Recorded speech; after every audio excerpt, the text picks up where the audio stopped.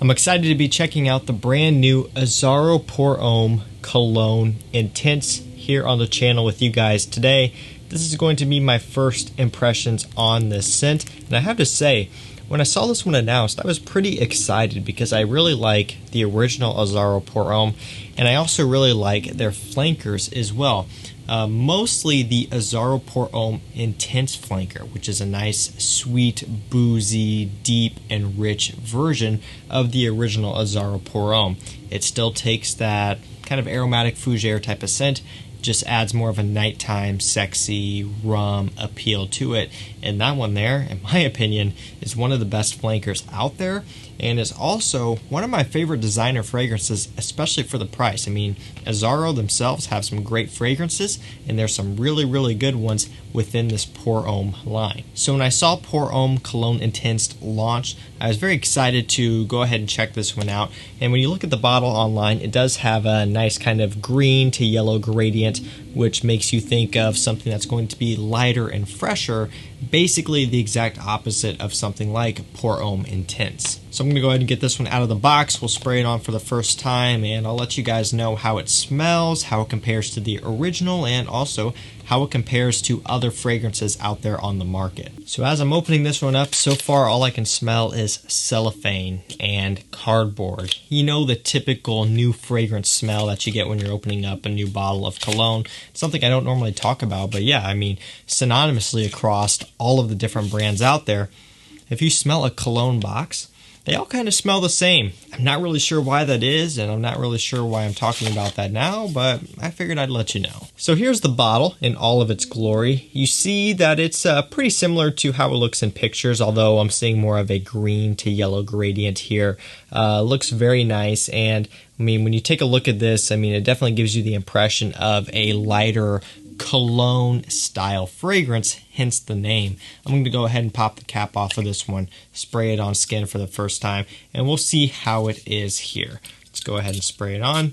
Atomizer is pretty standard, as you can see there. These have pretty good atomizers, especially once you consider the price of these at discounters. So this one opens up on the fresh and summery side of things. And I can tell you guys right off the bat, this smells nothing like the original Azzaro Pour Homme Intense or any of their other flankers that I've smelled so far. It's fresh, it's musky, it's woody, it's got a clean kind of lavender linens type of smell.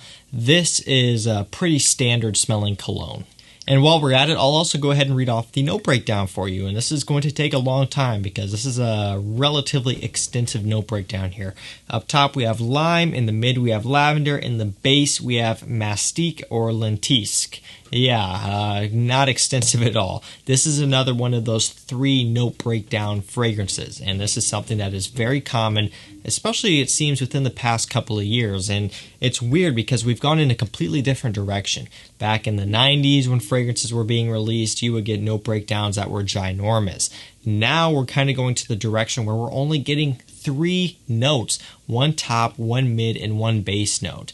I'm not really fully sure what the reason behind this is. I think a lot of it is just because these brands don't want to overwhelm you with all of these different notes and ingredients and smells, so they're just kind of giving you the bare minimum here. I know I've had people comment before and say that it's because they don't want you to clone these fragrances, but look, you can run this through a machine and have it spit out some sort of clone formula for you. That's most of these cologne brands summed up in a nutshell. That's just how it works. They're not perfumers going through and looking at the notes and tweaking the ingredients. It's all done by machines, by contacting companies and having them recreate the formula for you using their equipment. So it's not so much trying to prevent clones, more so it is just trying to make it simplistic for marketing. Because let's be real, when you look at a lot of these fragrances out here nowadays that are being released with the 3 note breakdown standard, they're not going to be fragrances that people are going to be cloning. We're talking about flankers of flankers of flankers and stuff that just isn't going to be all that popular and that isn't going to take off. So that's not really the reason behind it. But back to the fragrance itself, you know, it does open up with a nice green, tart, fresh lime note. Really, it's just a nice, fresh citrus pop. And like I said initially, I do get the lavender. It's a nice, clean, fresh type of smell. as per usual. It's nothing that is earthy or dirty. There's nothing like that about this scent. It's very smooth and clean and fresh. You also get the mastique, which is a fresh balsamic type of note, and I pick up on a little bit of that here in the base, but more so for me, it's a nice clean musk woodiness. Not any amber wood in here, so it's not a blue type of fragrance, like an ambroxan, but just a clean, musky, modern type of woody smell. And also to that point, yes, I would wager that there are more than 3 notes in this fragrance. Just because they're only giving you 3 doesn't mean that's it. There's a lot more going on here. And for me, it's just a general citrus opening, more so than just lime. And I'm getting a lot more of a musky, woody, clean depth rather than what they're giving us here with the notes. I'm also going to go ahead and go over fragrantic and comparisons. This is one of my favorite things to do when looking at these first impressions.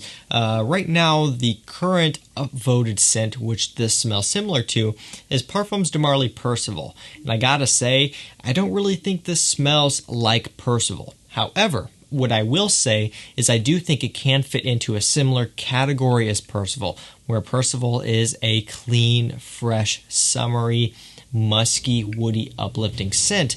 This falls into that guideline, but to say it smells like Percival, to me, I'm not really seeing that. However, I can see where people are coming from with this comparison, and I would agree that it does fit into a very similar category. Second comparison right now is Versace Mano Fresh, and again, I'm not getting any sort of Versace Mano Fresh out of this one.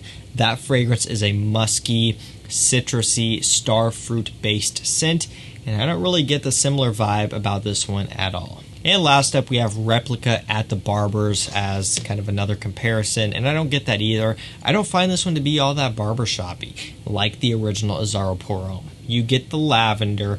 Maybe you can get a little bit of a geranium green minty kick out of this one in the opening, but to say it smells like At the Barbers or really any other aromatic fougere, I can't get behind that. For sure, you get a strong lavender note, and definitely lavender is very prominent in other aromatic fougere barbershop style scents, but other than the lavender, that's really only the comparison that I get with other barbershop scents. So I'm going to go ahead and start to wrap this one up here, guys. Honestly, my final thoughts, this for sure smells pleasant, but at the same time, this is not blowing me away, and this does not leave me feeling very impressed. I'm not the type of guy who's going to sit here and, completely dismiss all of the new releases. I mean, look, just check out my newest video on La Nuit de l'Homme Bleu Electrique.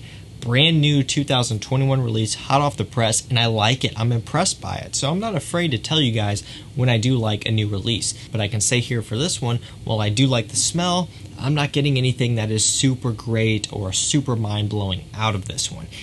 This is the type of thing where I would smell it and maybe forget about it. This bottle could be pushed in the very back of my collection, and if I weren't to see it again, I probably wouldn't think about it because the scent itself does not stick in my head. It's clean, it's fresh, I can tell it's going to be a solid compliment getter, but beside that, that's really all it has for me. There's nothing about it that's going to keep me coming back to it for more. It's not like I need to keep discovering this one. I mean, basically what I'm smelling here right now is what I'm going to get out of it in the dry down as well. So guys, that's going to do it for me. That's my thoughts on the new Azzaro Pour Homme Cologne Intense. If you have tried this one, let me know what you think down below. And if you are excited to try this one, let me know as well. Or if you're just kind of watching this video and thinking that it may not be for you, let me know your thoughts as well. And also, let me know your favorite Azzaro Pour Homme flanker down below. And I will link to some of those flankers as well if you want to grab Azzaro Pour Homme or Azzaro Pour Homme Intense or any of the others out there. I will link them down below to discounters so you can grab them easily. That's going to do it for me. Thank you so much for watching. Stay safe, stay healthy. We'll see you tomorrow with another one. Take care.